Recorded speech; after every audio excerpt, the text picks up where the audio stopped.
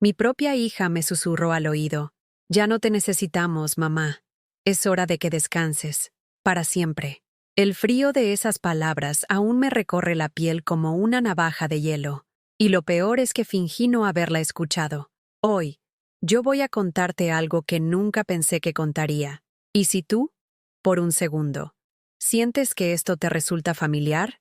Solo te pido que dejes un like y te suscribas. Va a ayudarme a continuar desahogándome. Me llamo Carmen Elena Vázquez. Tengo 68 años y vivo en el corazón de Barcelona, en un pequeño apartamento en el barrio de Gracia, que antes rebosaba de risas y ahora solo guarda ecos de lo que fui. Durante 4 décadas fui esposa, madre, cocinera, enfermera, confesora y todo lo que mi familia necesitó. Limpié mocos, sequé lágrimas, pagué facturas que no eran mías y guardé secretos que pesaban más que piedras en mi pecho.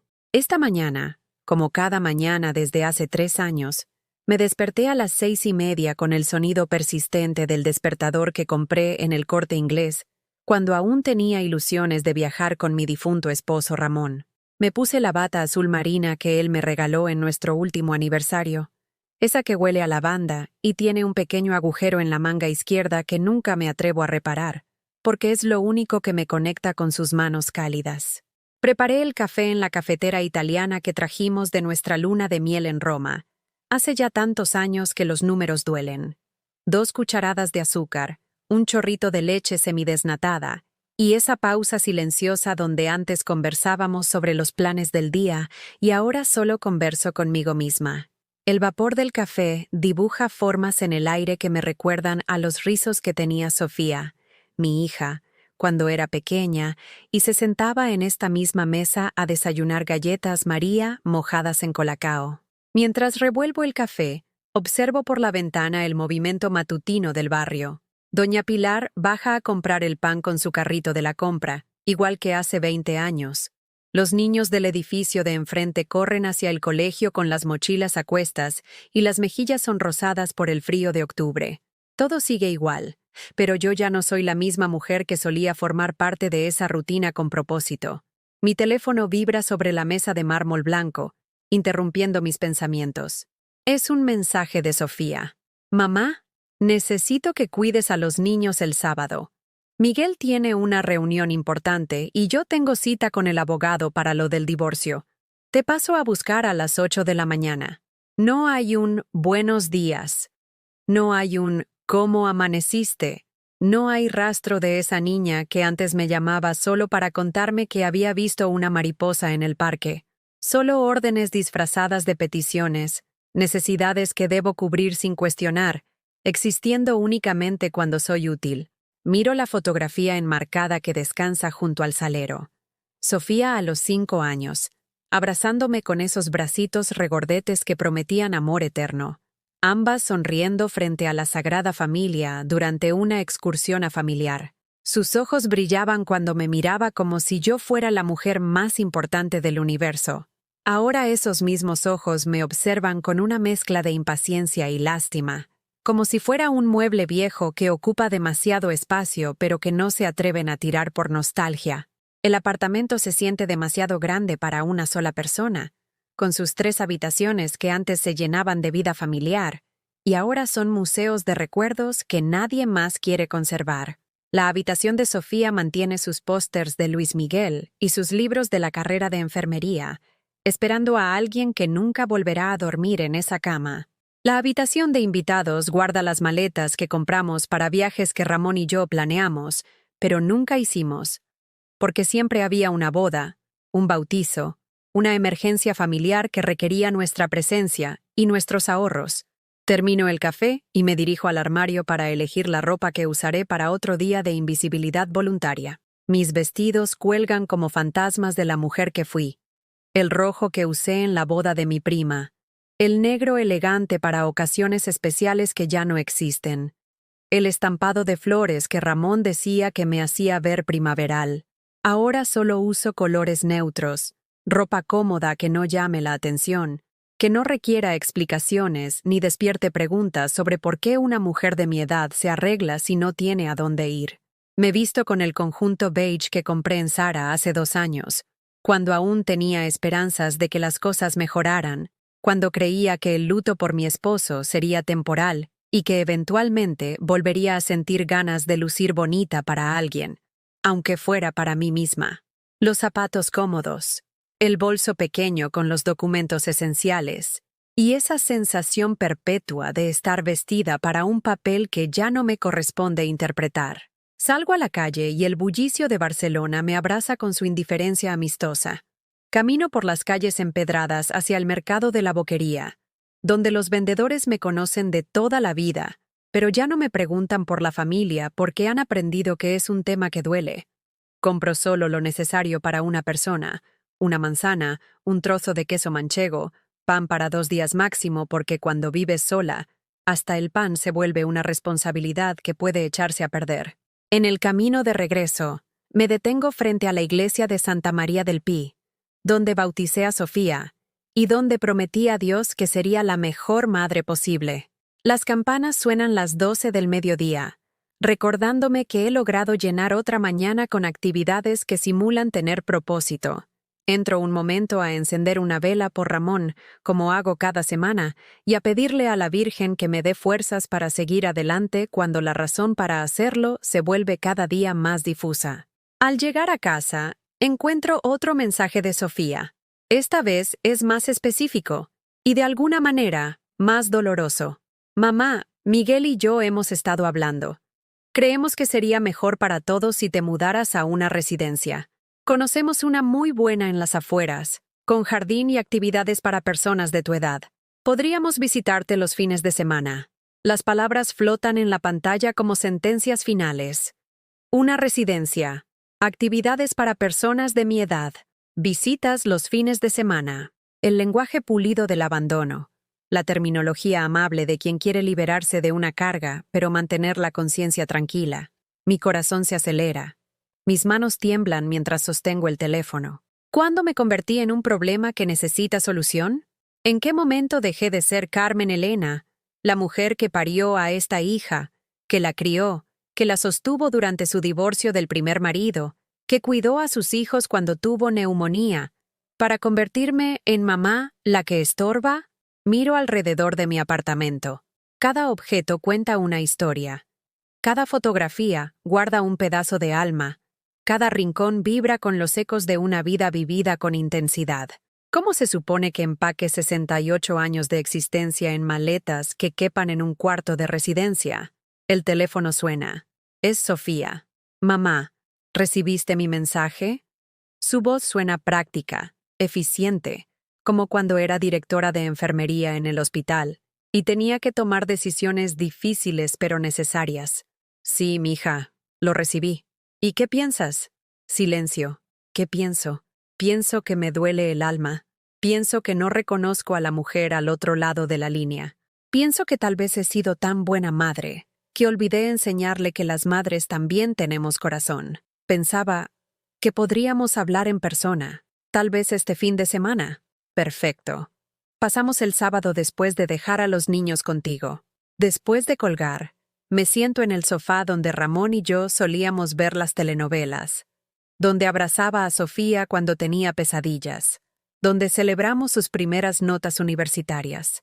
El cojín de la izquierda aún mantiene la forma del cuerpo de mi esposo, y yo sigo sin sentarme ahí porque sería admitir definitivamente que se fue. La tarde cae sobre Barcelona como una manta gris, y yo permanezco inmóvil, sintiendo cómo la vida que construí piedra a piedra se desmorona con la misma lentitud con la que se construyó. Afuera, las farolas se encienden una a una, y las ventanas de los edificios vecinos se iluminan con la calidez de familias que cenan juntas, que se preguntan cómo estuvo el día, que planean el mañana.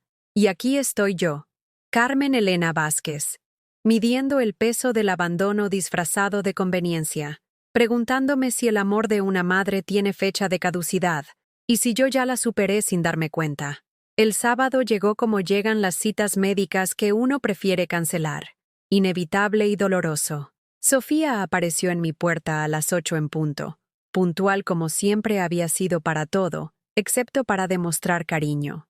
Traía a los niños medio dormidos, con los abrigos mal puestos, y esa expresión de resignación que tienen los críos cuando saben que van a ser depositados en algún lugar, mientras los adultos resuelven cosas importantes.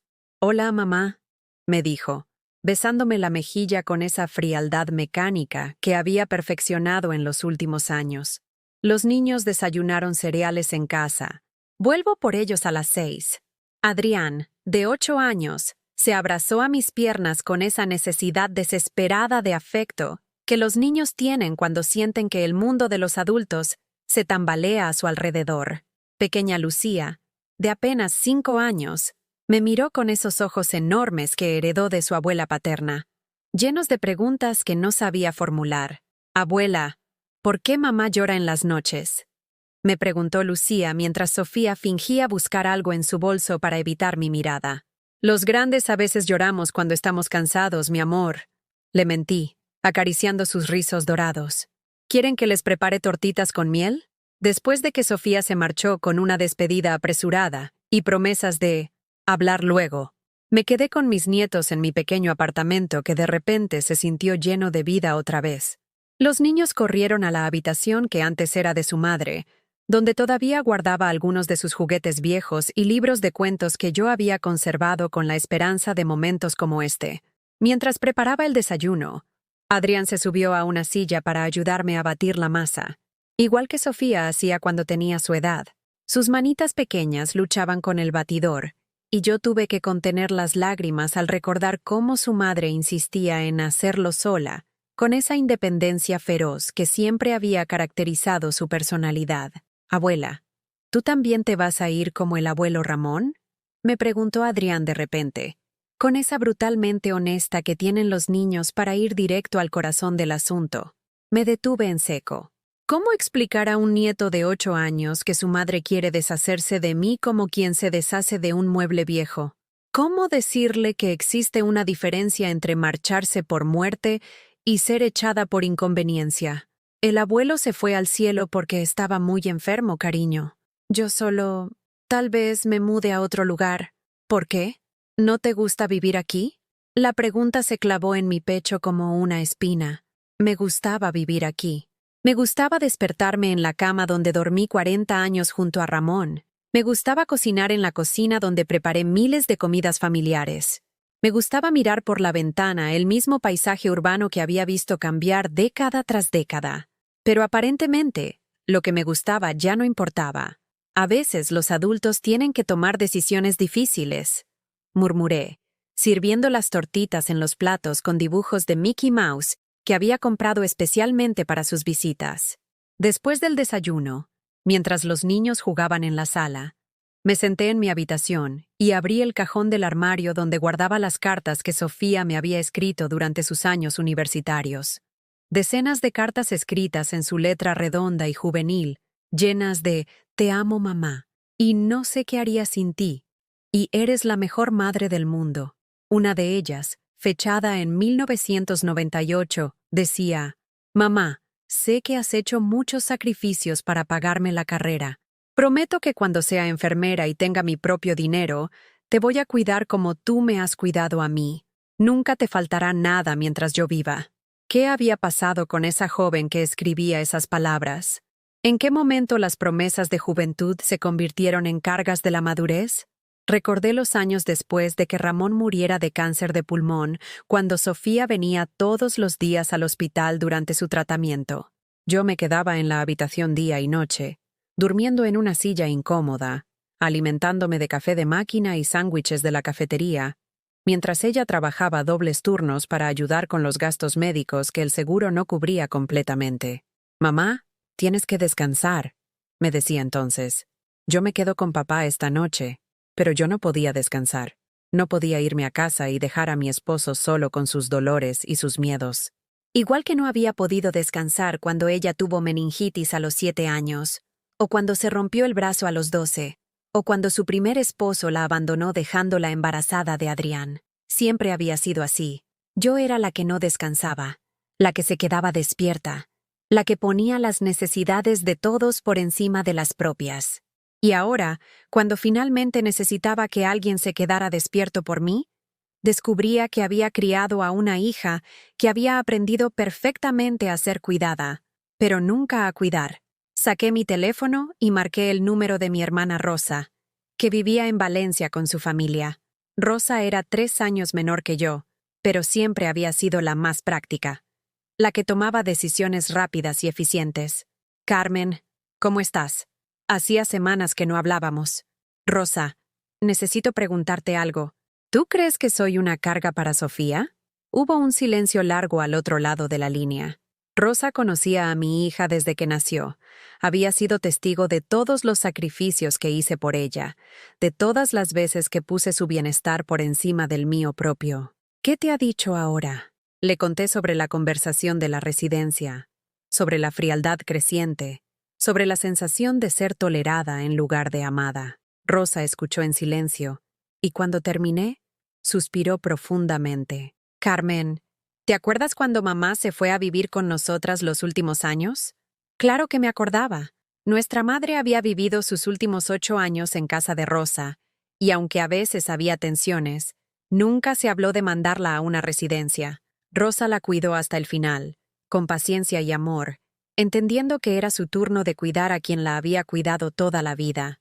Era diferente, murmuré. ¿Por qué era diferente, Carmen? Mamá también se levantaba de noche, también se confundía a veces, también necesitaba ayuda, pero nunca se me ocurrió que fuera una carga. Era mi madre. La comparación dolía porque era cierta. ¿Cuándo había dejado de ser su madre para convertirme en un problema? Tal vez Sofía está pasando por mucho estrés con el divorcio. Traté de justificar. Carmen, deja de inventar excusas para el mal comportamiento de tu hija. Tú criaste a una niña maravillosa, pero en algún momento se convirtió en una mujer egoísta. Y eso no es culpa tuya. Después de colgar, me quedé sentada en el borde de la cama, sosteniendo una fotografía de Sofía el día de su graduación como enfermera. Yo estaba de pie junto a ella, radiante de orgullo, con el vestido azul que me había comprado especialmente para la ocasión. Ramón nos tomaba la foto, y se podía sentir la felicidad en el aire, la sensación de que todo el esfuerzo había valido la pena. ¿Dónde estaba esa mujer en la fotografía? ¿Dónde estaba esa madre que había sido capaz de todo por su hija? ¿Cuándo había empezado a disculparse por existir? Los niños entraron corriendo a la habitación, interrumpiendo mis pensamientos melancólicos. «¿Abuela, podemos ir al Parque Güell?», preguntó Lucía, saltando sobre la cama como solo los niños pueden hacer sin consideraciones sobre las articulaciones artríticas. «Por supuesto, mis amores». Salimos a la tarde barcelonesa, y mientras caminábamos hacia el parque, tomados de la mano, me di cuenta de que estos niños me veían exactamente como yo quería ser vista, como la abuela Carmen, la que hace tortitas especiales, la que cuenta cuentos antes de dormir, la que siempre tiene tiempo y paciencia para sus preguntas infinitas. En el parque, mientras Adrián y Lucía corrían entre las estructuras de Gaudí, me senté en un banco y observé a las otras abuelas que habían venido con sus nietos. Una de ellas, una mujer de mi edad con el cabello completamente blanco y una sonrisa genuina, se acercó. ¿Son sus nietos? Sí, son mi tesoro. Se nota. Los miran con tanto amor. Es hermoso ver eso. Nos quedamos conversando mientras los niños jugaban. Me contó que ella vivía con su hijo y su nuera, que aunque a veces había roces, nunca habían considerado que fuera una opción mandarla a una residencia. La familia es la familia, me dijo. Uno no se deshace de la familia cuando se vuelve inconveniente. Cuando regresamos a casa, preparé la cena favorita de los niños, macarrones con tomate y queso, tal como se los hacía a su madre cuando tenía su edad. Cenamos los 3 en la mesa de la cocina, riéndonos de las ocurrencias de Lucía y de las preguntas filosóficas de Adrián. A las 6 en punto, Sofía regresó. Su rostro tenía esa expresión tensa que había adquirido permanentemente desde que empezó los trámites de divorcio. ¿Se portaron bien? Son ángeles, respondí, abrazando a mis nietos antes de que se fueran. Mamá, necesitamos hablar sobre lo que discutimos. Lo sé. Después de que se marcharon, me quedé sola otra vez en mi apartamento, pero esta vez el silencio se sintió diferente. No era el silencio del abandono, sino el silencio de la reflexión. Por primera vez en meses, Había pasado un día sintiéndome útil, necesaria, amada. Esa noche, mientras me preparaba para dormir, tomé una decisión que no sabía que era capaz de tomar. No iba a irme a ninguna residencia sin luchar. Había sido madre, esposa, cuidadora y soporte durante toda mi vida adulta. Pero tal vez era hora de recordar que antes de ser todo eso para otros, había sido Carmen Elena para mí misma. Y Carmen Elena tenía derecho a elegir dónde y cómo quería vivir sus últimos años. La semana siguiente transcurrió en una extraña calma tensa, como esos momentos antes de una tormenta, cuando el aire se vuelve denso y los pájaros dejan de cantar. Sofía no volvió a mencionar la residencia, pero yo podía sentir su impaciencia creciendo cada vez que me llamaba para pedirme pequeños favores, que se habían convertido en la única forma en que manteníamos contacto. «Mamá, ¿puedes pasar por el colegio a recoger los boletines de los niños? Yo tengo consulta médica». «Mamá, ¿puedes quedarte con Lucía? Tiene fiebre y no puedo faltar al trabajo». «Mamá, ¿puedes prestarme 200 euros? Se me juntaron las facturas con lo del abogado». Cada petición venía envuelta en un tono de urgencia que no admitía negativas, como si mis días no tuvieran valor a menos que fueran útiles para resolver sus problemas. Nunca preguntaba cómo estaba yo, si había dormido bien, si necesitaba algo. Yo existía únicamente como una extensión de su voluntad, disponible las 24 horas para cubrir los espacios vacíos de su vida desorganizada. El miércoles por la mañana, mientras tomaba mi café y leía el periódico en mi mesa habitual junto a la ventana, sonó el teléfono. Era un número que no reconocía, pero que intuí que traería problemas. ¿Es usted Carmen Elena Vázquez? Sí, soy yo. Soy la directora del Colegio San Josep. Su hija nos puso como contacto de emergencia para Adrián y Lucía. Necesitamos que venga a recogerlos inmediatamente. Adrián tuvo un altercado con otro niño, y Lucía lleva toda la mañana llorando pidiendo por su abuela. ¿Y mi hija? ¿Han intentado contactarla? Su teléfono está apagado, señora. Y según el registro, usted es la única persona autorizada además de ella para recoger a los menores. Por supuesto. Sofía me había convertido en la responsable de emergencia sin consultármelo, sin preguntarme si yo estaba disponible, sin considerar si tenía otros planes. Simplemente asumió que estaría allí, porque siempre estaba allí.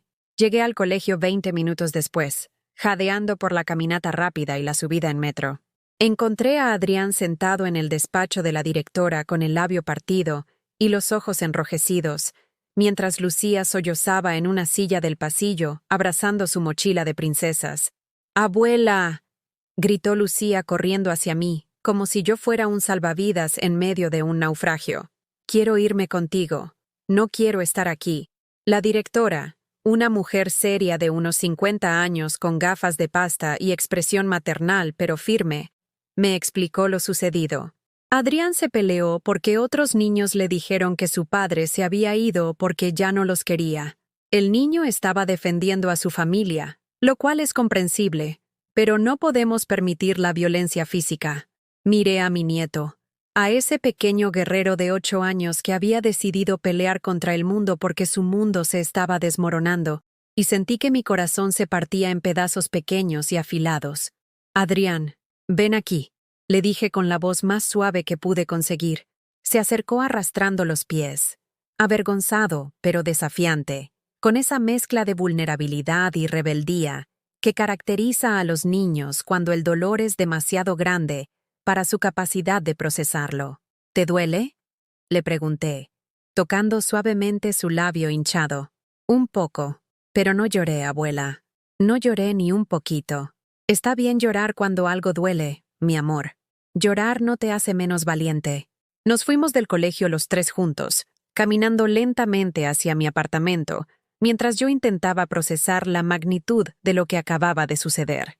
No era solo que Sofía hubiera desaparecido cuando sus hijos la necesitaban. Era que había construido un sistema donde yo era automáticamente la solución a todos sus problemas, sin importar si yo tenía la energía emocional o física para hacerlo.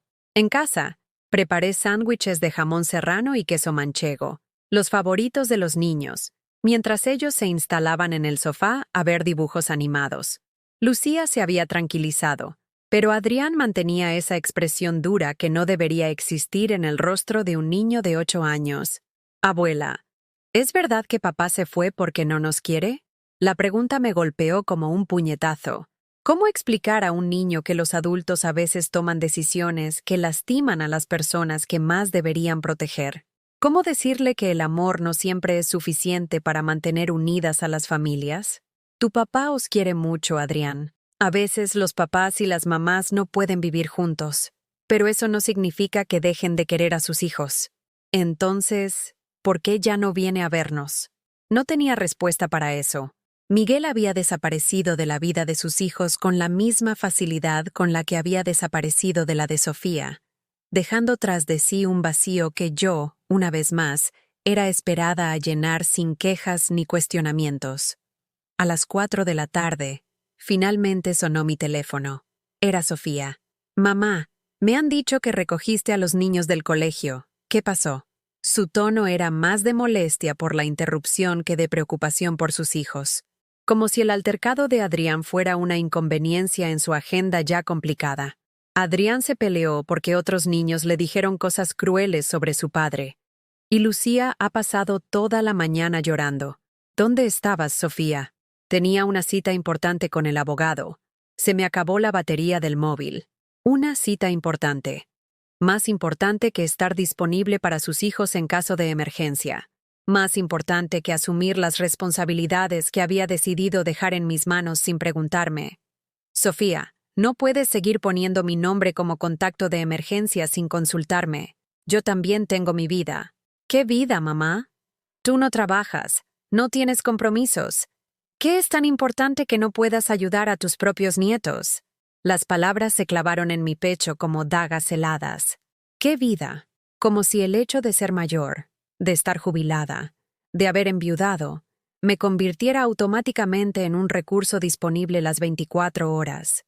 Como si mis días no tuvieran valor a menos que fueran útiles para resolver sus problemas. Vengo a buscarlos en 1 hora, añadió antes de colgar, sin darme tiempo a responder, sin disculparse por haberme puesto en esa situación, sin reconocer siquiera que había algo problemático en su comportamiento. Esa noche, después de que se llevara a los niños con la misma prisa impaciente con la que hacía todo últimamente, me senté en mi cocina con una taza de manzanilla y traté de identificar el momento exacto en que había dejado de ser una persona para convertirme en una función. Recordé la llamada telefónica que había recibido 2 semanas atrás, a las 11 de la noche, cuando Sofía me despertó llorando porque había discutido con Miguel y necesitaba que alguien la escuchara. Había pasado 2 horas al teléfono consolándola, dándole consejos, recordándole lo fuerte y capaz que era, mientras yo tenía que levantarme temprano al día siguiente para ir al médico por mis problemas de presión arterial. Nunca me preguntó si era buen momento para llamar. Nunca consideró que tal vez yo también tenía preocupaciones, dolores, miedos que necesitaban ser escuchados. Simplemente asumió que yo estaría disponible, como siempre había estado, como aparentemente siempre debía estar. El jueves por la mañana, decidí hacer algo que no había hecho en años, tener un día completamente para mí. Apagué el teléfono, me vestí con mi vestido favorito, el estampado de flores que Ramón decía que me hacía ver primaveral, y salí a caminar sin rumbo fijo por las calles de Barcelona. Visité el Museo Picasso, algo que había querido hacer desde hacía meses, pero que siempre posponía, porque tal vez Sofía me necesitaba para algo. Almorcé sola en un pequeño restaurante en el barrio gótico, disfrutando de una paella para una persona sin sentirme culpable por el gasto.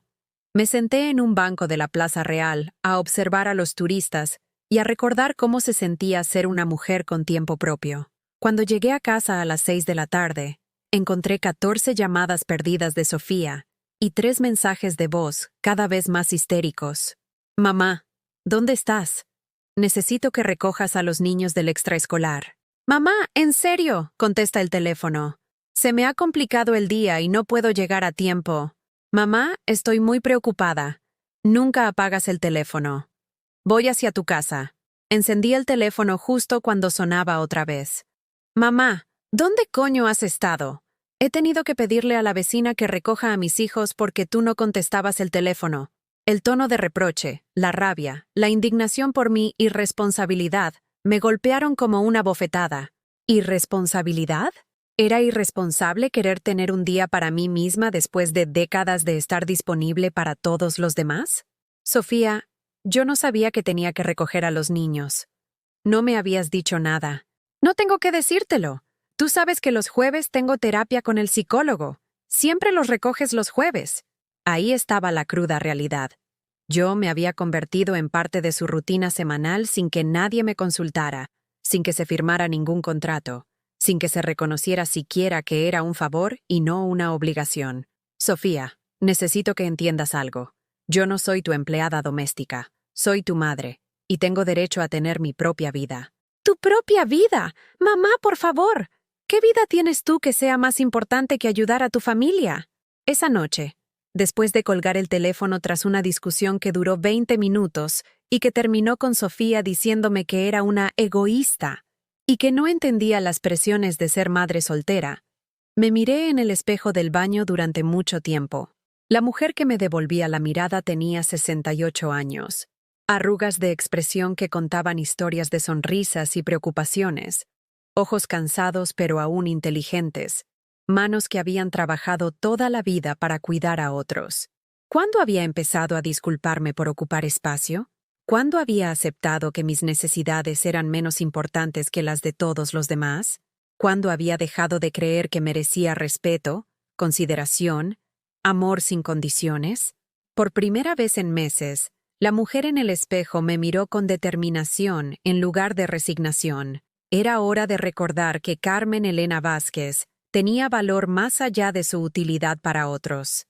El viernes amaneció con esa luz gris de octubre que hace que Barcelona parezca una ciudad envuelta en melancolía. Me desperté con la decisión firme de hacer algo que llevaba meses posponiendo: revisar mis finanzas y entender exactamente cuánto dinero había estado prestando a Sofía sin que me lo devolviera. Durante el desayuno, saqué todas las libretas donde anotaba mis gastos mensuales, una costumbre que había mantenido desde que me casé con Ramón. En la mesa de la cocina, extendí recibos, extractos bancarios y las pequeñas notas donde apuntaba cada vez que Sofía me pedía un préstamo pequeño, que siempre prometía devolver la semana que viene. Los números me golpearon como una revelación dolorosa. En los últimos 8 meses, había prestado a mi hija 400 euros. Dinero que salía de mi modesta pensión de viudedad y de los ahorros que Ramón y yo habíamos guardado para nuestros años dorados. Esos años que él no llegó a vivir, y que yo estaba gastando en mantener a flote la vida desorganizada de una hija que me trataba como un cajero automático con sentimientos. 200 euros en marzo para una factura inesperada de la luz, 300 euros en abril para los libros del colegio de los niños, 100 euros en mayo para el depósito del nuevo apartamento después del divorcio, 500 euros en junio para los honorarios del abogado. La lista continuaba mes tras mes, una sangría constante de mi seguridad económica hacia los problemas financieros de alguien que ganaba 3 veces más que yo. Lo que más me dolió no fueron las cantidades, sino darme cuenta de que cada pedido venía acompañado de una historia dramática diseñada para que me sintiera culpable si no ayudaba. Mamá, si no me prestas esto, los niños no van a poder ir de excursión con el colegio. Mamá, necesito este dinero o nos van a cortar la luz y los niños van a pasar frío. Siempre los niños. Siempre la amenaza velada de que mi negativa a abrir mi cartera sería una forma de abandono hacia mis propios nietos. Una manipulación emocional tan sutil que había tardado meses en reconocerla como lo que realmente era. Mientras contemplaba estos números que representaban meses de mi vida vividos con menos comodidades para que ella viviera con más, sonó el timbre de la puerta. Era mi vecina de enfrente, Montserrat, una mujer de mi edad que había enviudado 2 años antes que yo y con quien había desarrollado una amistad basada en cafés esporádicos y conversaciones sobre la vida después de los 60. Carmen, buenos días. Te he traído magdalenas que hice ayer, me dijo, ofreciéndome una bandeja cubierta con un paño de cocina bordado. ¿Está todo bien? Te veo muy seria. Invité a Monse a pasar, y sin pretenderlo, me encontré contándole todo. Le mostré los recibos, Le expliqué sobre la propuesta de la residencia, le conté sobre la conversación de ayer con Sofía y cómo me había llamado egoísta por querer tener un día para mí misma. Monse escuchó en silencio, asintiendo ocasionalmente, con esa expresión de comprensión que solo tienen las mujeres que han vivido lo suficiente para reconocer los patrones de abuso emocional cuando los ven. Carmen, ¿puedo preguntarte algo?, me dijo cuando terminé mi relato. ¿Cuándo fue la última vez que tu hija te preguntó cómo estás? No para pedirte un favor después, sino genuinamente interesada en tu bienestar. La pregunta me dejó en silencio. Traté de recordar, rebuscando en mi memoria conversaciones recientes, llamadas telefónicas, visitas. Todas empezaban igual. Hola mamá, ¿cómo estás? Pero inmediatamente seguían con necesito que, o puedes, o se me olvidó decirte que. No lo recuerdo, admití finalmente. ¿Y cuándo fue la última vez que te invitó a algo? A cenar, a ver una película, a pasar tiempo juntas sin que fuera porque necesitaba una niñera gratuita. Otra pausa. Otra búsqueda infructuosa en mi memoria. Las únicas veces que pasábamos tiempo juntas era cuando ella necesitaba algo de mí. Cuidar a los niños, prestar dinero, resolver algún problema logístico de su vida complicada. Montse, creo que llevo meses siendo útil en lugar de ser amada. Mi vecina asintió tristemente. Lo mismo me pasó con mi hijo mayor después de que murió Pere. De repente me convertí en la abuela disponible, la que tenía tiempo libre porque ya no tenía marido que cuidar, la que podía resolver todos sus problemas porque, total, mamá, tú no haces nada importante. ¿Qué hiciste? Tuve una conversación muy clara con él. Le dije que podía contar conmigo como madre, pero no como empleada, que mi tiempo tenía valor, mi dinero tenía límites, y mi amor no era condicional a mi utilidad. Después de que Monse se fuera, me quedé sentada en mi sofá, mirando los papeles esparcidos sobre la mesa de centro. Por primera vez en meses, veía mi situación con claridad. Me había convertido en la solución conveniente para todos los problemas de mi hija, pero no era su prioridad cuando no necesitaba algo de mí. Decidí hacer una prueba. Tomé mi teléfono y llamé a Sofía. Hola, mija. ¿Cómo estás? Bien, mamá. Un poco corriendo como siempre. ¿Qué pasa? ¿Todo bien? Solo quería saber cómo estás. Han sido días difíciles y quería escuchar tu voz. Hubo una pausa incómoda, como si no supiera qué hacer con una llamada que no tenía una agenda oculta. Bueno, pues ya sabes, lidiando con lo del divorcio, los niños, el trabajo. Todo lo de siempre. ¿Y cómo te sientes? ¿Estás durmiendo bien? ¿Comiendo bien? Mamá, ¿seguro que estás bien? Te noto rara. Me notaba rara porque la estaba llamando para interesarme por su bienestar sin pedirle nada a cambio. Porque por una vez, yo estaba siendo la madre que se preocupa, en lugar de la abuela que resuelve. Solo soy tu madre preocupándose por ti, Sofía. Bueno, sí, estoy bien. Oye, ya que hablas, necesito preguntarte algo. ¿Puedes quedarte con los niños mañana por la noche? Ha surgido una cena de trabajo que es importante para mi carrera. Ahí estaba. No habían pasado ni 5 minutos de conversación cuando llegó la petición, disfrazada de oportunidad laboral, pero planteada como si fuera mi responsabilidad automática hacerme cargo de sus hijos cada vez que ella tenía planes. ¿Has buscado otras opciones? ¿Una niñera? ¿Alguna amiga? Mamá, ¿para qué voy a pagar una niñera si tú estás disponible? Además, a los niños les gusta estar contigo. A los niños les gustaba estar conmigo, pero ¿a ella le gustaba que yo estuviera en su vida más allá de mi utilidad práctica? ¿Cuándo había sido la última vez que me había llamado solo para conversar, para compartir algo bonito que le había pasado, para pedirme consejos sobre algo que no fuera un problema que yo pudiera resolver con dinero o tiempo? Sofía, necesito pensarlo. Te contesto más tarde. ¿Pensarlo? Mamá, es solo una noche. ¿Qué hay que pensar? Hay que pensar si es lo que yo quiero hacer con mi sábado por la noche. ¿Qué más tienes que hacer? Esa pregunta me persiguió el resto del día. ¿Qué más tenía que hacer? En su mente, mi vida era un espacio vacío esperando a ser llenado con sus necesidades. Mis sábados por la noche no tenían valor intrínseco. Solo adquirían propósito cuando ella los necesitaba. Esa tarde, decidí hacer algo inédito. Llamé al teatro del liceo y compré una entrada para la ópera del sábado por la noche. La Traviata, una obra que Ramón y yo habíamos querido ver juntos, pero que siempre posponíamos para cuando tuviéramos más tiempo. Después de su muerte, había dejado de hacer planes para mí sola, como si disfrutar de la cultura o el entretenimiento fuera una traición a su memoria. Compré la entrada más cara que pude permitirme, en una butaca con buena vista del escenario. Por primera vez en años, iba a gastar dinero en algo que era puramente para mi disfrute, sin justificarlo como necesidad o como inversión en el bienestar de otra persona. Cuando llamé a Sofía para decirle que no podía cuidar a los niños porque tenía planes, su reacción fue exactamente la que esperaba. ¿Qué planes? ¿Con quién vas? ¿Por qué no me dijiste antes que tenías compromisos? Voy sola a la ópera. Y no te dije antes porque acabo de decidirlo. ¿A la ópera? ¿Tú sola?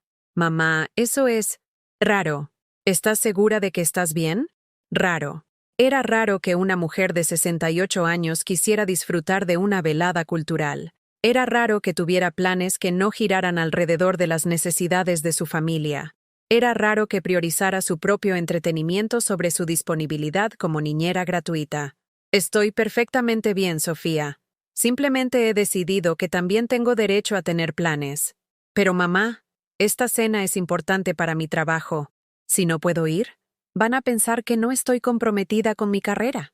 Entonces tendrás que encontrar otra solución, como hacen todas las madres trabajadoras cuando sus madres no están disponibles. Después de colgar, me senté en mi habitación y me probé el vestido negro elegante que había usado en ocasiones especiales cuando Ramón vivía. Me puse los pendientes de perlas que él me había regalado en nuestro 20º aniversario. Me maquillé con cuidado, como si fuera una cita importante. Porque era una cita importante.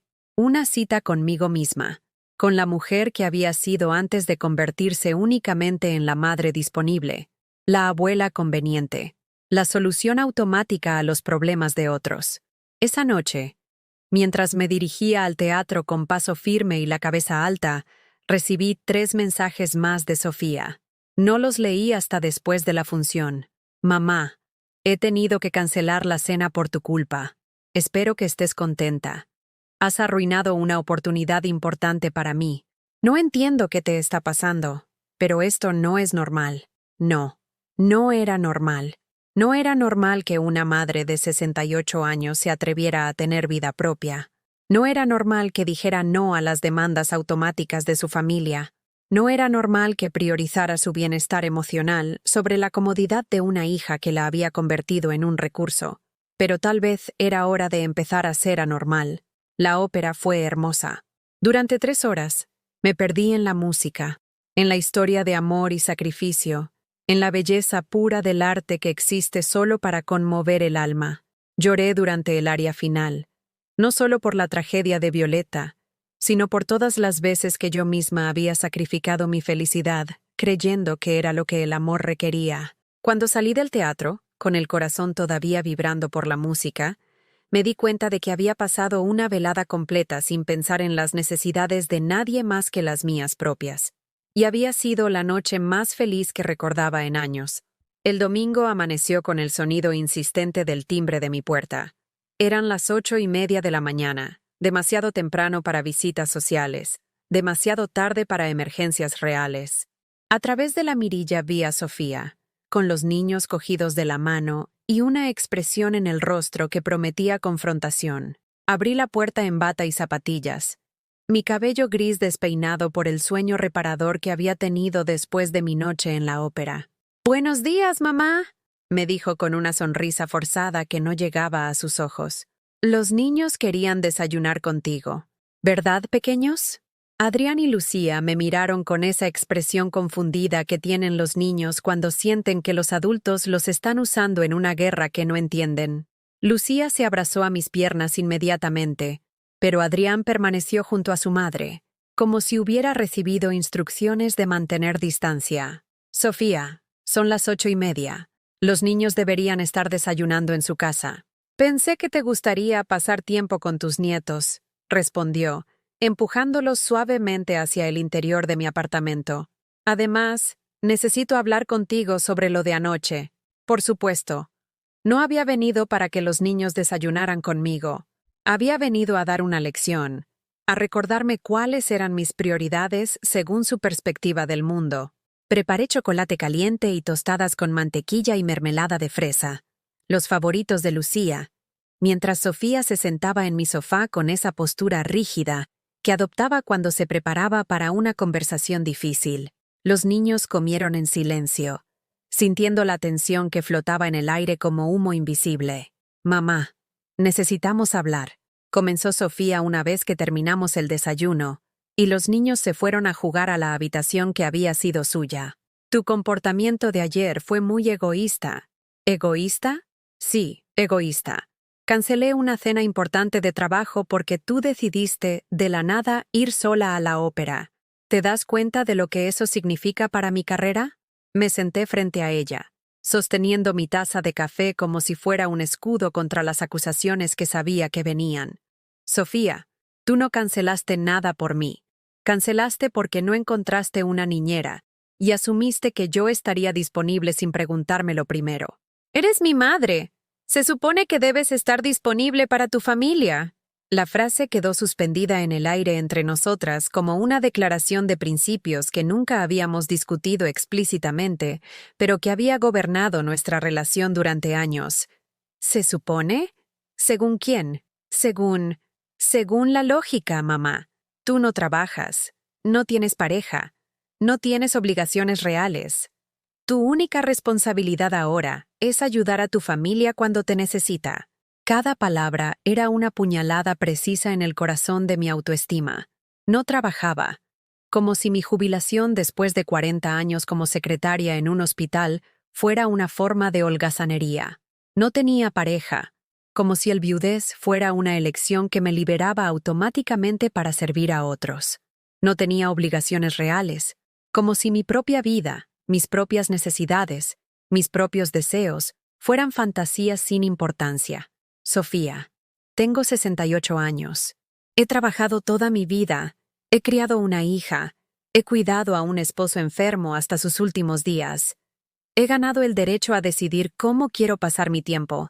¿Y quieres pasarlo yendo sola a la ópera en lugar de ayudar a tu propia hija? Quiero pasarlo recordando que soy una persona, no solo una función.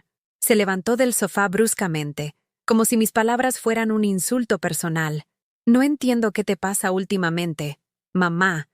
Desde que papá murió, te has vuelto extraña, distante, como si no te importara tu familia. Mi familia me importa más que mi propia vida, Sofía. El problema es que parece que a mi familia yo solo le importo cuando soy útil. Eso no es verdad.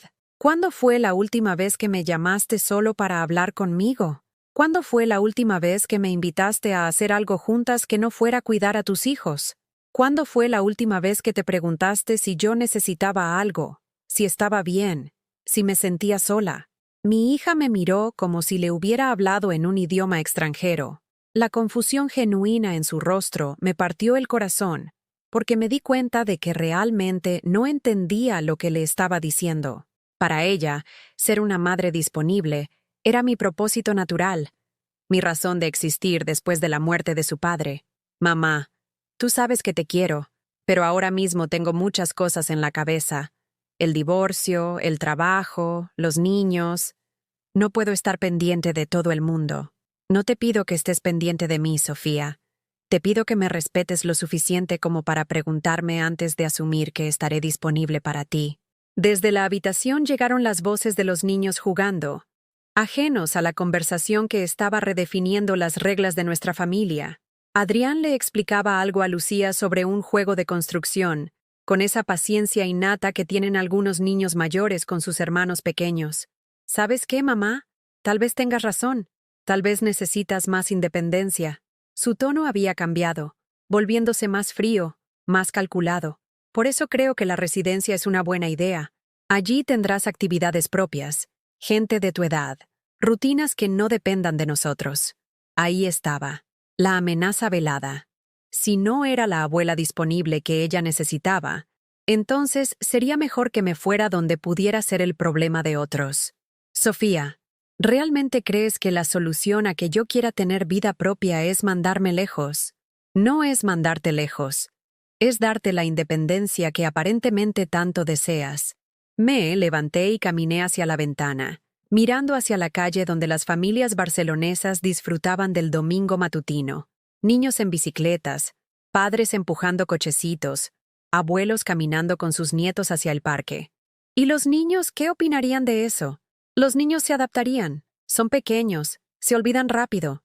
La frialdad con la que dijo eso me heló la sangre, como si el vínculo que yo tenía con Adrián y Lucía fuera intercambiable, como si los años de cuentos antes de dormir, de cosquillas y abrazos, de ser la persona que los consolaba cuando tenían pesadillas, pudieran ser reemplazados fácilmente por actividades organizadas en una residencia. ¿Sabes qué, Sofía? Tienes razón en algo. Necesito más independencia, pero no del tipo que tú piensas. Me volví hacia ella con una determinación que no sentía desde hacía años. A partir de ahora, voy a establecer algunas reglas. Si necesitas que cuide a los niños, me lo pides con al menos 2 días de anticipación, por favor. Si necesitas dinero prestado, me dices exactamente para qué es y cuándo puedes devolverlo. Y si quieres que tengamos una relación madre-hija real, empiezas a tratarme como una persona que merece respeto, no como un servicio gratuito. ¿Me estás dando un ultimátum? Te estoy pidiendo que me trates como tratarías a cualquier persona que valoras en tu vida.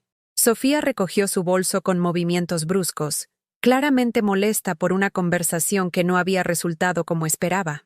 «Niños, nos vamos», gritó hacia la habitación. «¿Ya, mami? ¿No podemos quedarnos un rato más con la abuela?», preguntó Lucía, apareciendo en el umbral con uno de mis libros de cuentos en la mano. «No, tenemos cosas que hacer en casa».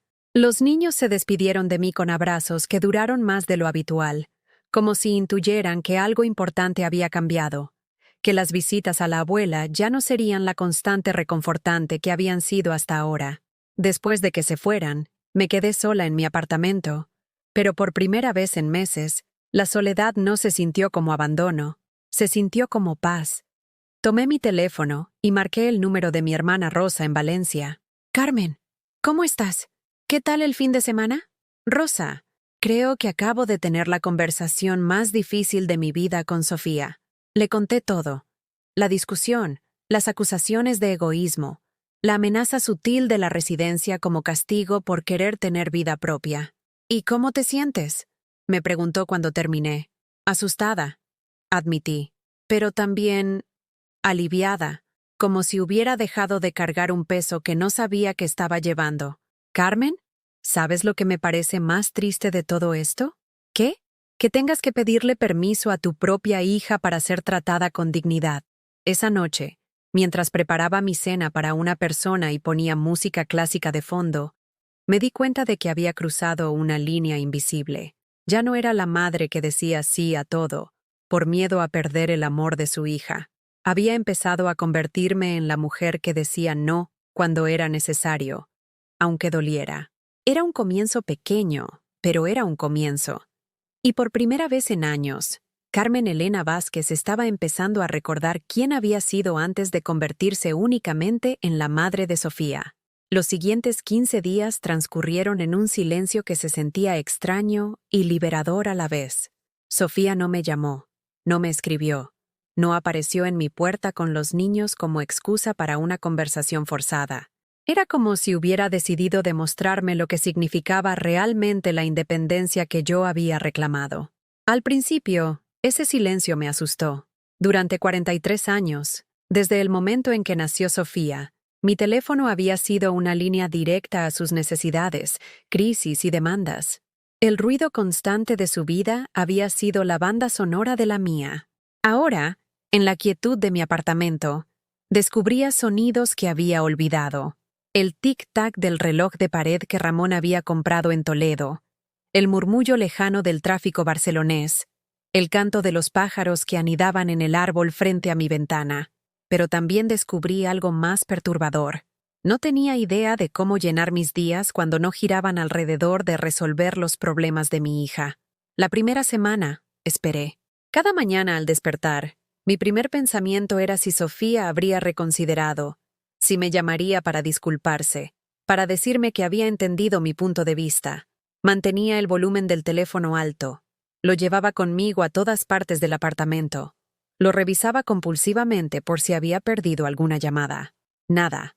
La segunda semana, la esperanza comenzó a transformarse en algo más parecido al dolor. ¿Era esto lo que había conseguido con mi demanda de respeto? ¿El silencio total de la persona más importante de mi vida? Me encontré caminando por mi apartamento como un fantasma, recorriendo las habitaciones sin propósito, tocando objetos que me conectaban con memorias de cuando mi casa estaba llena de vida familiar.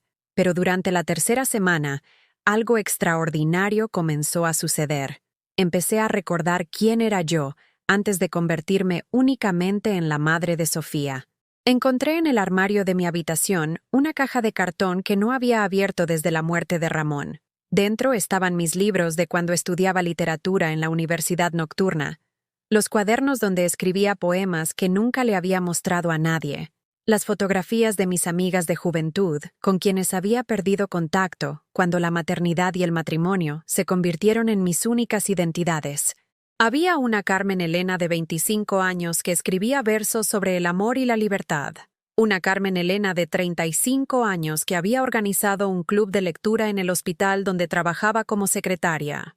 Una Carmen Elena de 45 años que había aprendido a bailar sevillanas, porque Ramón decía que la hacía ver feliz cuando se movía al compás de la música.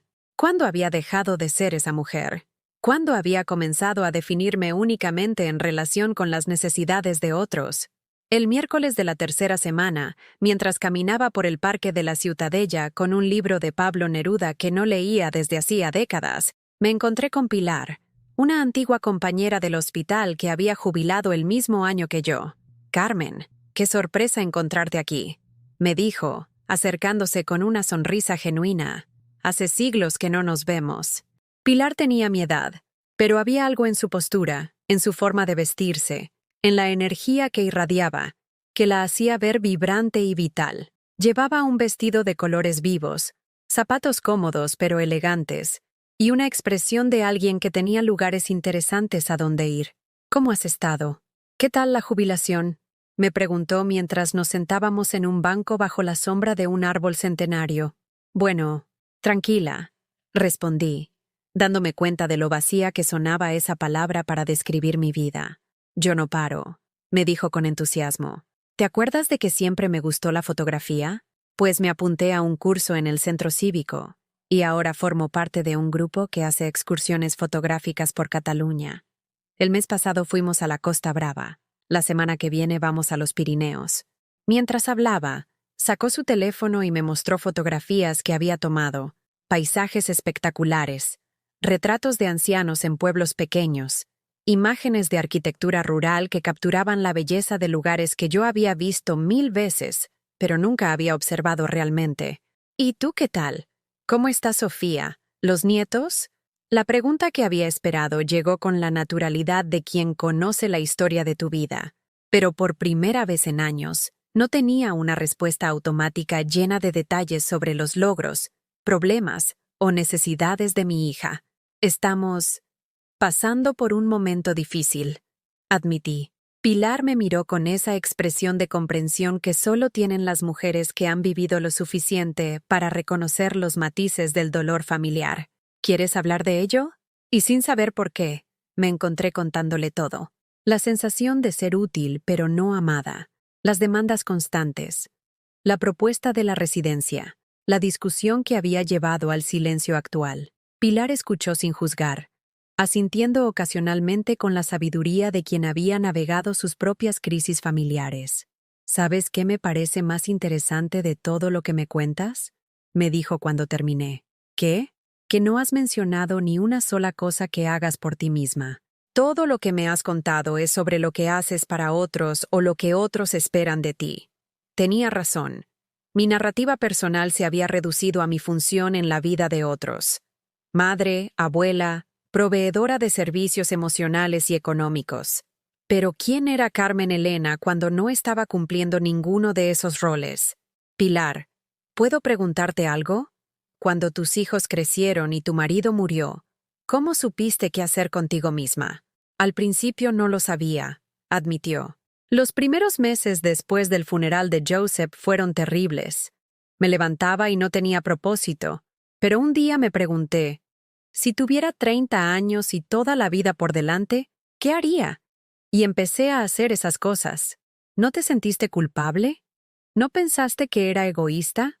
Al principio sí, pero después me di cuenta de algo. Cuando estás vacía por dentro, no tienes nada real que dar a los demás. Solo puedes dar desde la abundancia, no desde la escasez. Esa conversación se quedó conmigo durante los días siguientes. Empecé a preguntarme qué haría si tuviera 30 años y todas las posibilidades del mundo abiertas ante mí. El sábado, decidí actuar según esa pregunta. Fui al centro cívico del barrio de Gracia y me informé sobre las actividades que ofrecían. Había clases de yoga para mayores, grupos de lectura, talleres de escritura creativa, excursiones culturales, incluso un coro para voces maduras. El lunes me apunté a 3 actividades: el taller de escritura creativa, el grupo de lectura y las excursiones culturales. Por primera vez en años, tenía una agenda que no dependía de las crisis o necesidades de otros. El miércoles, durante mi primera clase de escritura creativa, la profesora, una mujer joven con ojos brillantes llamada Marta, nos pidió que escribiéramos sobre un momento en nuestras vidas en el que nos habíamos sentido completamente libres. Escribí sobre una tarde de verano cuando tenía 35 años. Sofía estaba en un campamento de verano, Ramón había viajado por trabajo, y yo había decidido impulsivamente tomar el tren a Sitges. Pasé todo el día sola en la playa, leyendo, nadando, comiendo helado para cenar. No tenía que cuidar a nadie, complacer a nadie, estar disponible para nadie. Solo era Carmen Elena, una mujer de 35 años disfrutando de un día perfecto de libertad. Cuando leí mi texto en voz alta, se me quebró la voz al darme cuenta de que habían pasado más de 30 años desde la última vez que me había sentido así de libre. ¿Por qué crees que dejaste de darte esos momentos?, me preguntó Marta después de la clase. Porque pensé que ser buena madre significaba no necesitar nada para mí misma. ¿Y ahora qué piensas?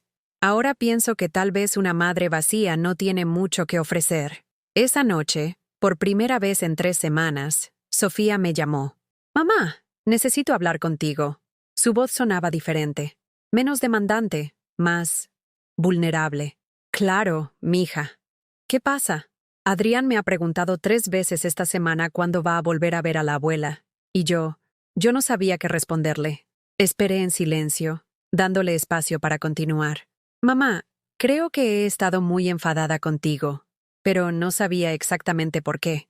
Y hoy, en terapia, mi psicóloga me hizo una pregunta que no pude responder». «¿Qué pregunta?» Me preguntó cuándo fue la última vez que te traté como a una persona en lugar de como a una solución. El silencio se extendió entre nosotras, pero por primera vez en semanas, no se sintió hostil. Se sintió como el espacio necesario para que la verdad emergiera. «Sofía, yo también he estado pensando mucho, y creo que ambas hemos cometido errores». ¿Tú qué quieres decir? Creo que yo te enseñé que mi amor era incondicional sin enseñarte que mi tiempo y mi energía tienen límites. Y creo que tú aprendiste a tomarme por sentado porque yo nunca te demostré que también necesitaba ser cuidada. ¿Podemos intentar arreglar esto? Por primera vez en semanas, sonreí genuinamente. «Sí, mija, creo que podemos». 3 meses después de aquella conversación telefónica que cambió todo, me encontraba de pie frente al espejo de mi habitación, preparándome para algo que no había hecho en décadas. Una exposición de mis fotografías en el Centro Cívico de Gracia. Sí, fotografías. Después de apuntarme al grupo de excursiones culturales con Pilar, había descubierto una pasión dormida por capturar momentos. Comenzó como un simple deseo de documentar los lugares que visitábamos, pero pronto se convirtió en algo más profundo, una forma de ver el mundo con ojos nuevos, de encontrar belleza en detalles que antes pasaban desapercibidos. Me puse el vestido azul marino que había comprado la semana anterior, el primero que elegía pensando en cómo me hacía sentir a mí, no en si era apropiado para una mujer de mi edad. Los pendientes de plata que Ramón me había regalado, pero esta vez no como un recordatorio melancólico del pasado, sino como una celebración de la mujer que había sido capaz de amar y ser amada, y que ahora estaba aprendiendo a amarse a sí misma. Mi cabello, que durante meses había llevado recogido en un moño práctico y sin gracia, ahora lucía un corte moderno que mi nueva peluquera, una chica jovial llamada Alba, había diseñado específicamente para realzar mis ojos verdes. «Señora Carmen», me había dicho mientras trabajaba, «tiene usted unos ojos preciosos. ¿Por qué los esconde?». Era una pregunta que se había convertido en metáfora de mi nueva vida. ¿Por qué había pasado tantos años escondiendo las partes más vibrantes de mí misma? El teléfono sonó mientras me aplicaba un toque de carmín rosa. Otro pequeño acto de rebeldía contra la idea de que las mujeres mayores debían volverse invisibles. «Mamá, ¿estás lista? Llegamos en 10 minutos». Era Sofía. Durante estos 3 meses, habíamos reconstruido nuestra relación lentamente, ladrillo a ladrillo, conversación a conversación. No había sido fácil. Hubo momentos de frustración, malentendidos, pasos hacia atrás, pero por primera vez en años, estábamos construyendo una relación basada en el respeto mutuo en lugar del servicio unilateral. «Ya estoy lista, mija. ¿Cómo están los niños?» Emocionados. Adrián no para de decir que su abuela es una artista famosa, y Lucía ha insistido en ponerse su vestido de princesa para la ocasión. Sonreí al imaginar a mis nietos preparándose para apoyar a su abuela en este nuevo capítulo de su vida. La relación con ellos también había cambiado, pero para mejor. Ahora nuestros encuentros eran planificados, especiales, llenos de actividades que elegía porque me daban alegría, no porque fueran convenientes para otros. «Mamá», continuó Sofía, con esa voz más suave que había desarrollado en nuestras conversaciones recientes, «quiero que sepas lo orgullosa que estoy de ti». Las palabras me llegaron directo al corazón. ¿Cuánto había necesitado escuchar eso durante todos estos años? No que me necesitara, no que fuera útil, sino que estaba orgullosa de mí como persona independiente. «Gracias, mi amor. Eso significa mucho para mí». Cuando llegaron, Adrián saltó hacia mí con el entusiasmo de sus 9 años recién cumplidos. «Abuela, ¿es verdad que tu foto del mercado de la Boquería va a estar en una pared como los cuadros famosos?» «Bueno, no sé si soy famosa, pero sí, mis fotografías van a estar expuestas para que la gente las vea». Lucía, efectivamente vestida como una pequeña princesa con un tutú rosa y una corona de plástico brillante, me tomó de la mano con solemnidad. «Abuela, ¿puedo decirle a mi maestra que eres una artista?» «Puedes decirle lo que quieras, mi cielo». Sofía me observaba con una expresión que no había visto en sus ojos durante años. Admiración genuina. No la mirada condescendiente de una hija que se compadece de su madre mayor, sino el respeto de una mujer que reconoce la fortaleza y los logros de otra mujer. «¿Lista?», me preguntó, ofreciéndome su brazo. Más que lista. El centro cívico estaba más lleno de lo que había esperado. Pilar había invitado a todo el grupo de fotografía. Mis compañeras del taller de escritura habían venido a apoyarme. Incluso aparecieron algunas antiguas colegas del hospital que se habían enterado por el boca a boca. Mis fotografías colgaban de las paredes como pequeñas ventanas a los mundos que había descubierto en estos meses de autodescubrimiento. La imagen del pescador anciano en Calella de Palafrugell, con sus manos curtidas por décadas de trabajo y sus ojos que brillaban con historias no contadas. El atardecer dorado sobre los tejados del barrio gótico, capturado desde la azotea de un edificio al que había subido durante una de nuestras excursiones urbanas. Los rostros concentrados de los jugadores de ajedrez en el parque de la Ciutadella. Hombres de mi edad que habían encontrado en el juego una forma de mantener viva la mente y el espíritu. Pero la fotografía que más comentarios generaba era una que había tomado por casualidad. Mi propio reflejo en el escaparate de una librería del barrio de Elborn. En la imagen, se me veía sosteniendo mi cámara, rodeada por los títulos de libros antiguos reflejados en el cristal, con una expresión de concentración y propósito que yo misma no reconocía como mía, hasta que vi la fotografía revelada. «Es usted», me dijo una mujer que no conocía, señalando esa imagen. «Se nota que está haciendo algo que la hace feliz». Tenía razón. En esa fotografía se veía a una mujer que había encontrado su pasión, su propósito, su razón para levantarse cada mañana con entusiasmo. Durante la presentación, cuando Marta, la directora del centro cívico, me pidió que hablara sobre mi trabajo, me encontré de pie frente a una sala llena de personas que habían venido específicamente para escuchar lo que yo tenía que decir. Hace 6 meses, comencé, con la voz firme a pesar de los nervios. Si alguien me hubiera dicho que estaría aquí tonight, hablando sobre mis fotografías, no lo habría creído. Risas comprensivas del público. Durante la mayor parte de mi vida adulta, me definí exclusivamente en relación con otras personas. Era la esposa de Ramón, la madre de Sofía, la abuela de Adrián y Lucía, y esos roles me llenaban de propósito y alegría. Pero en algún momento, dejé de ser Carmen Elena para ser únicamente la extensión de las necesidades de otros. Miré hacia donde estaba sentada Sofía, sosteniendo a Lucía en su regazo mientras Adrián se inclinaba hacia adelante, escuchando cada palabra como si fuera la historia más fascinante del mundo. Estas fotografías representan mi redescubrimiento de mí misma. Cada imagen es un momento en el que elegí ver el mundo a través de mis propios ojos, no a través de las expectativas o necesidades de otros. Son el testimonio visual de una mujer de 68 años que decidió que nunca es demasiado tarde para empezar una nueva aventura. Los aplausos fueron cálidos y prolongados, pero lo que más me conmovió fue ver a Sofía enjugándose discretamente las lágrimas. Después de la presentación, mientras las personas circulaban admirando las fotografías y conversando con copas de cava y pequeños aperitivos, mi hija se acercó a mí. «Mamá, necesito pedirte perdón». «¿Por qué, mija?» «Por todos estos años en los que te traté como si fueras un recurso en lugar de una persona. Por asumir que tu tiempo no tenía valor. Por no ver que tenías sueños y ambiciones propias». Sus palabras me llegaron con la fuerza de la reconciliación genuina, del reconocimiento real del daño causado y la voluntad de repararlo. «Sofía, yo también cometí errores.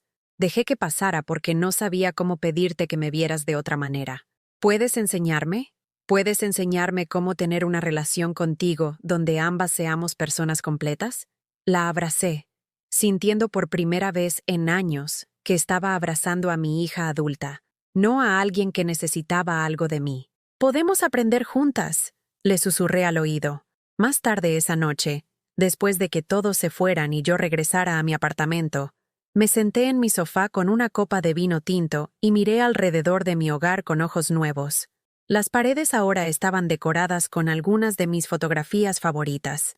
La mesa de centro tenía libros que estaba leyendo para el club de lectura, no revistas médicas obsoletas. Mi agenda, que antes había estado vacía excepto por las citas médicas y las emergencias familiares, ahora estaba llena de actividades elegidas por mí. Clases de fotografía los martes, excursiones culturales los sábados, cenas con mis nuevas amigas, visitas planificadas y deseadas con mis nietos.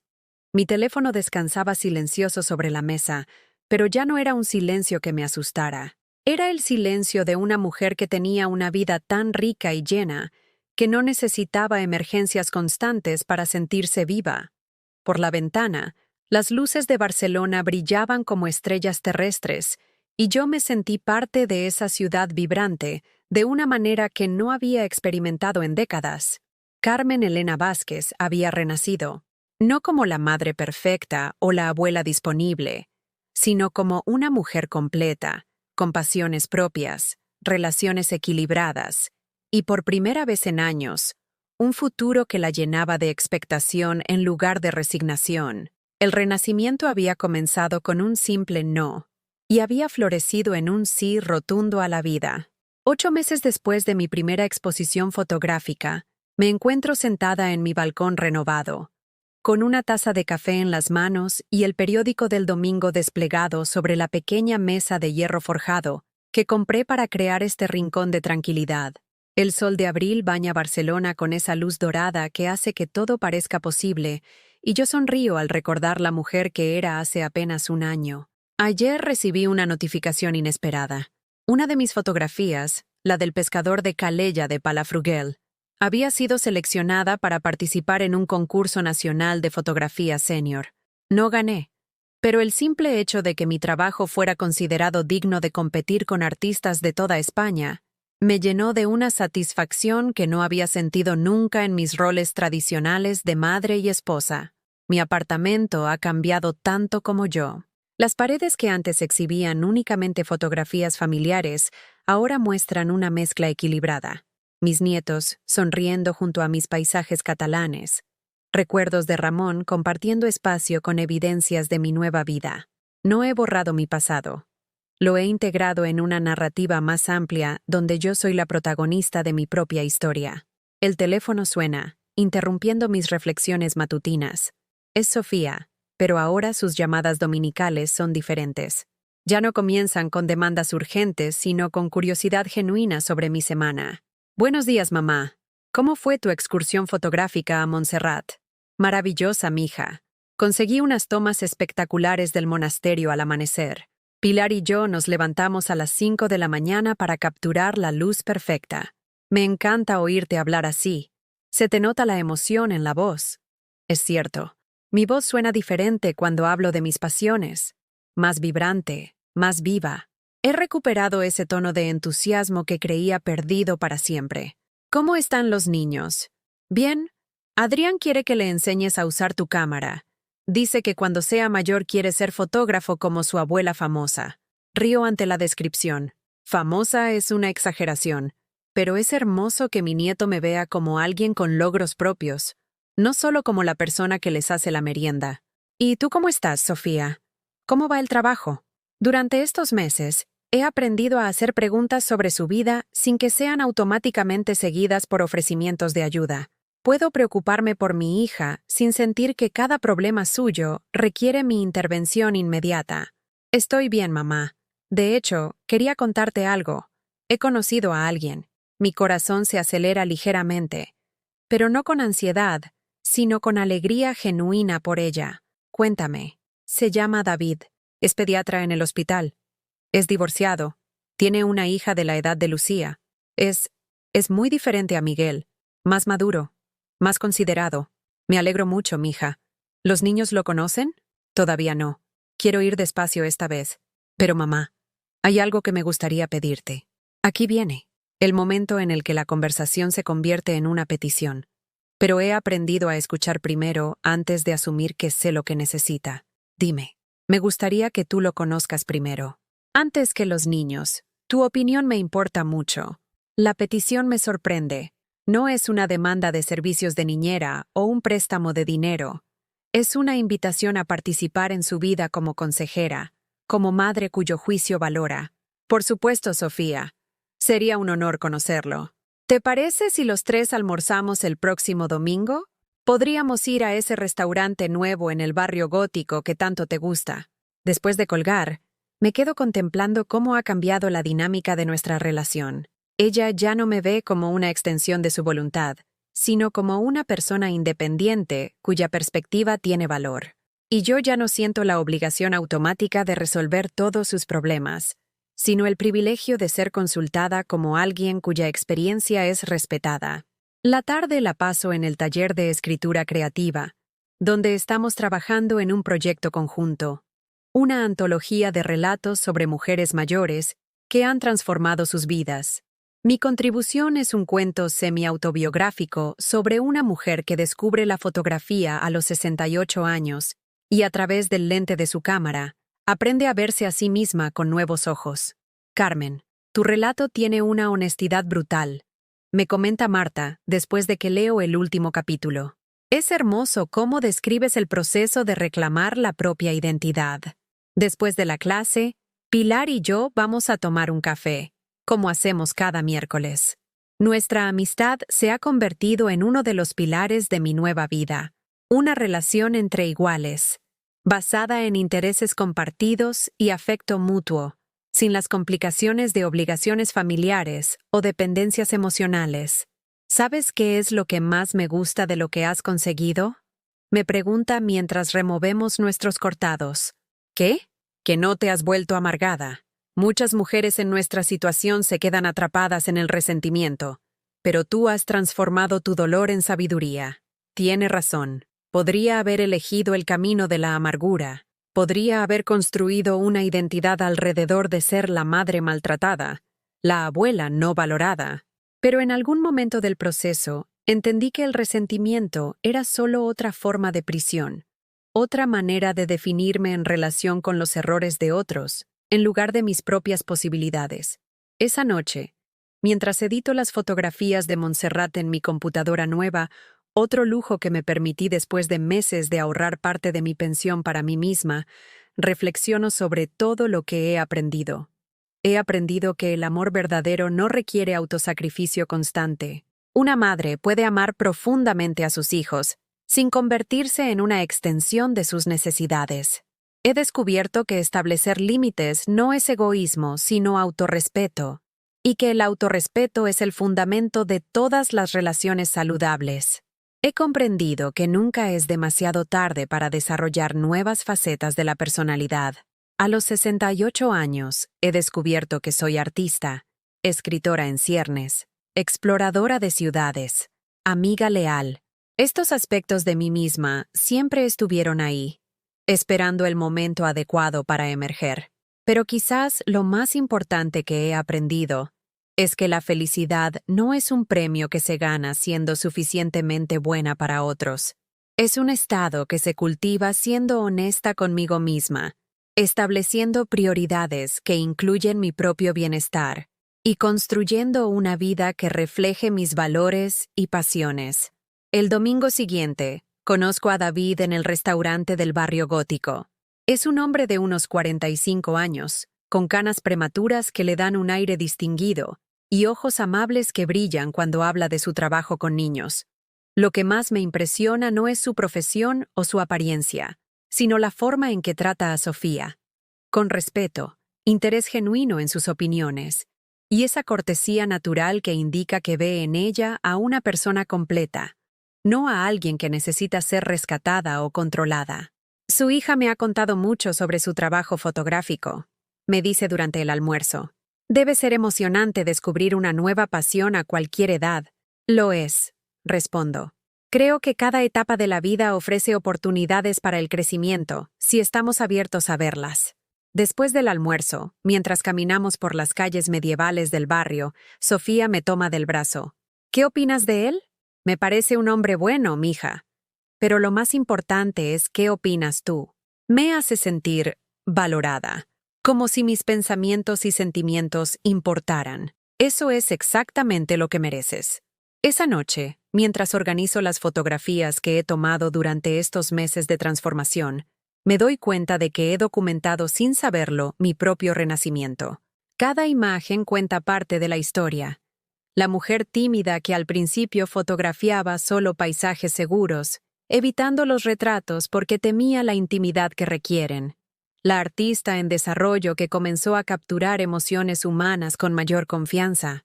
La mujer plena que ahora puede fotografiar cualquier cosa, porque se ha reconciliado con su propia complejidad.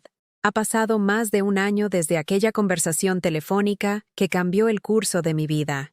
La mujer que se sentía invisible, utilizada, perdida en las necesidades de otros, ha evolucionado hacia alguien que tiene propósito propio, relaciones equilibradas y, por primera vez en décadas, expectativas positivas sobre el futuro.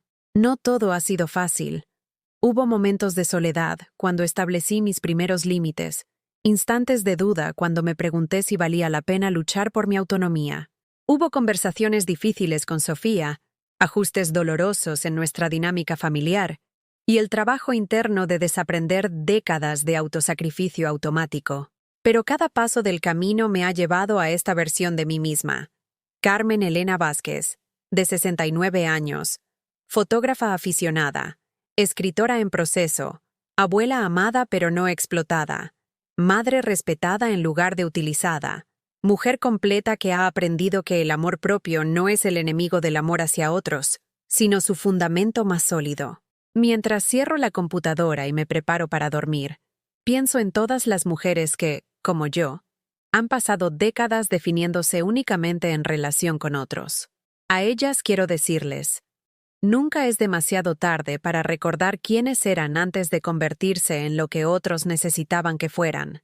¿Has vivido tú o conoces a alguien que haya pasado por algo parecido? Cuéntamelo en los comentarios.